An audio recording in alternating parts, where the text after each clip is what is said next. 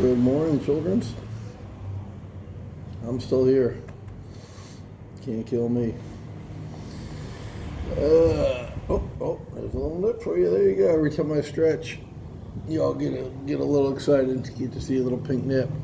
So It's August 24th, and I'll read the little paragraph to you. But today you get a bonus round because I saw a meme the other day that I thought applies to this month, and it's a failure that makes you humble is better than a achievement that makes you arrogant. That's a good way to sum up what we've been reading all month. Stay humble, keep working, keep grinding, overcome the defeats and the failures like we've been talking about. And yeah, stay humble for sure. That's awesome. I saw it on Facebook of all places.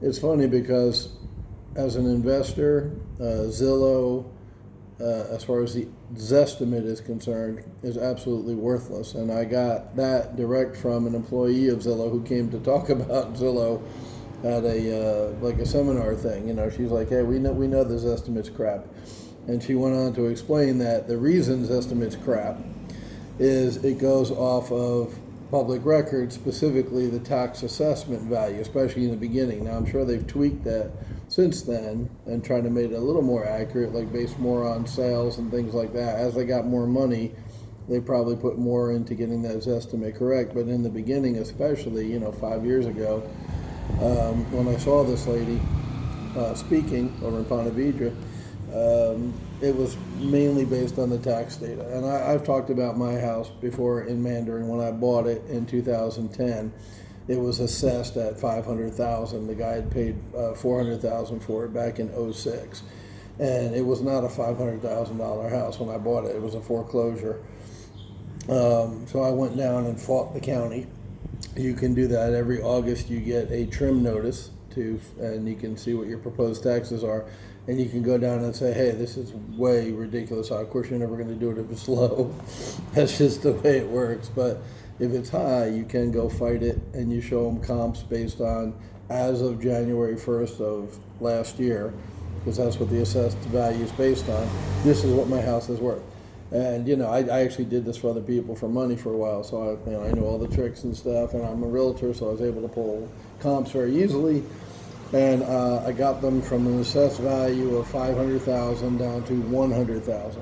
Now, was it worth $100,000? Well, no. When I bought it, we got a loan, and we needed to get an appraisal. And the appraiser came in and said the land alone, 3/4 of an acre on navigable water, the land alone was worth $150,000. So the whole place was worth more than 100. So if you looked at my house's estimate prior to me buying it, it was $500,000 because it went off the assessed value. If you looked at it a year later after I fought the taxes and won, it said $100,000, which was incorrect also. One was high and one was low.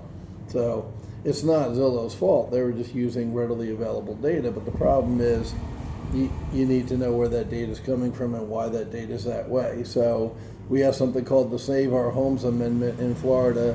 It was passed back in 1997, and it caps the increase of your property taxes at 3% a year if you're homesteaded.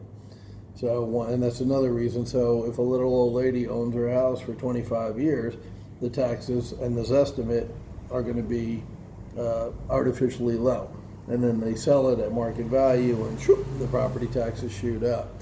Now, maybe the new value is closer to the real value, which is why sometimes the estimate's right, but a lot of people have owned their house, 10 years, and during a bull market, 10 years is a huge value difference, and way more than 3%.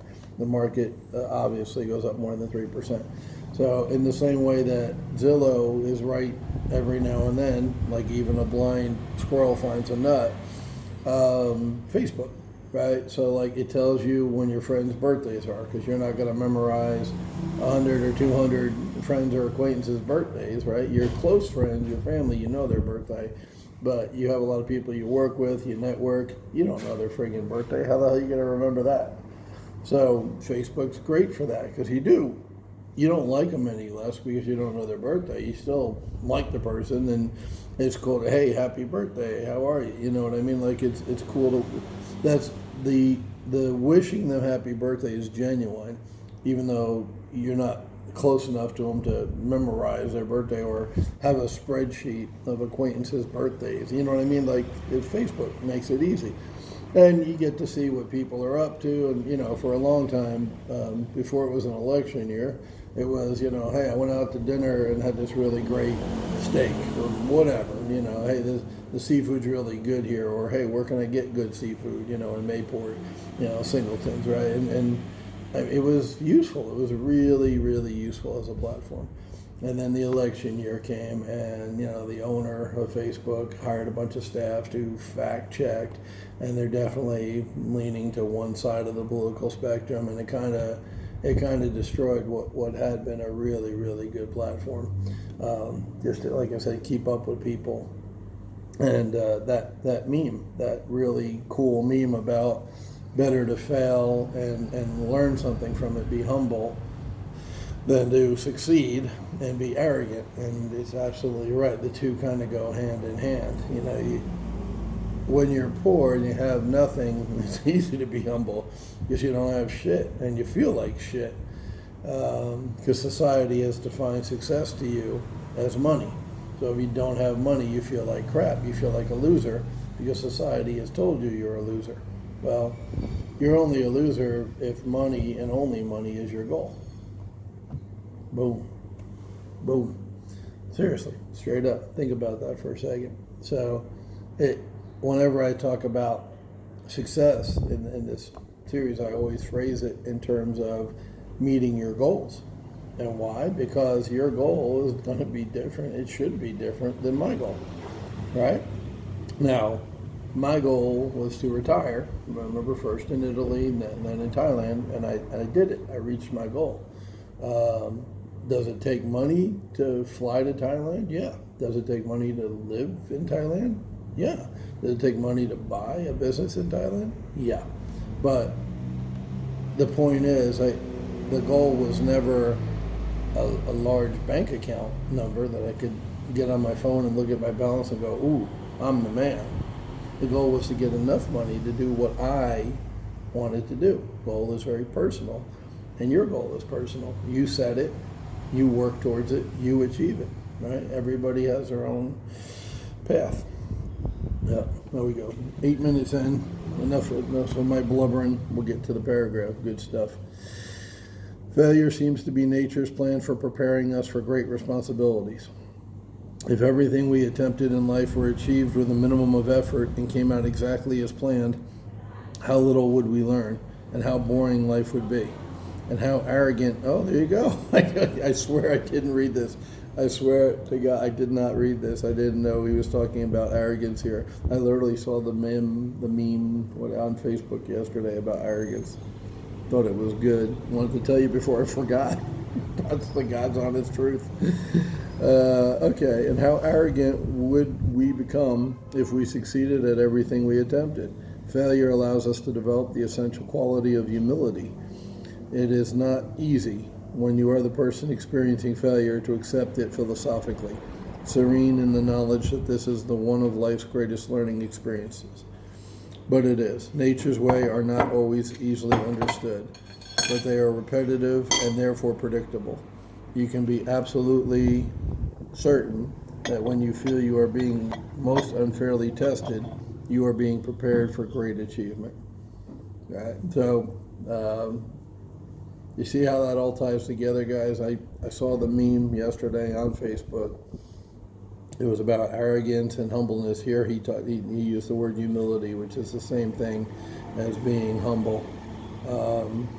So he's been talking about failure and defeat and how if you've got a positive mental attitude, even negative things like failure and defeat, can help you towards your goal that we've been talking about since June, right? Making a plan, setting up a goal, having a plan, and working towards it every day. So, yeah, spot on. Once again, it reinforces the meme is a a summary of this paragraph in an easily digested sentence. The thought is absolutely the same. You know, the whole month, and I think I said this August 1st, is, you know, when you see a paragraph called Failure and Defeat in a book about positive mental attitude, what you have to understand is failure in the sense of a learning opportunity, and failure in the sense of temporarily not achieving your goal, right? So one of my goals in coming to Thailand and retiring, you know, when I'm not focused on work every single day, is getting healthy. I weighed almost 300 pounds, 297 pounds, big boy, 6'1", but still 297 pounds big W if you're fucking 6'7". So what I've been doing here every day, my breakfast came while I was reading, is instead of bacon, eggs, cheese, sausage, eggs, cheese, ham, eggs, cheese on some kind of bread, roll, croissant, bagel, whatever, back home, almost every day. I had that for breakfast. 2, 3 eggs sometimes, big omelets, cheese, all kinds of shit in the omelet. I have switched to fruit. All right, we got banana, Thai pear, mango, my favorite, and sapalo, pineapple. So that's what I'm eating every single day. I'm drinking carrot juice and cucumbers and stuff like that in the juicer, made fresh every day. And not only am I down 30 pounds, which is good, but that's not the only measure of success when it comes to being healthy. I had a bunch of blood work done because I had 2 heart attacks and a mini stroke. So I've been a heart patient in America of a doctor who gave me pills, because that's what Western doctors do. And I've been a patient of a great Thai doctor here, and she's weaning me off the pills, which is exactly what I wanted to do. And that's been a goal, just like retiring, you know, to Thailand was a goal. And, you know, the blood work is great. My triglycerides are down, my blood pressure is down in a good way because it was super high, even on the pills. You know, all the numbers are positive. Cholesterol, lower, because I switched from bacon and eggs to fruit. Imagine that. Shocked. And yeah, I could have eaten fruit and drank vegetable juice in America, but I didn't. I was too busy working towards my goal. Maybe you can have better balance than I did. For me, it was kind of, to be successful, I needed laser focus on one thing and one thing only. And I worked obscene amount of hours for 4 years to get here. Now I'm here, I'm focusing more on my body, if that makes sense. Love y'all. Sawadee ka. Talk to you later. Talk to you tomorrow, matter of fact. Have a good one.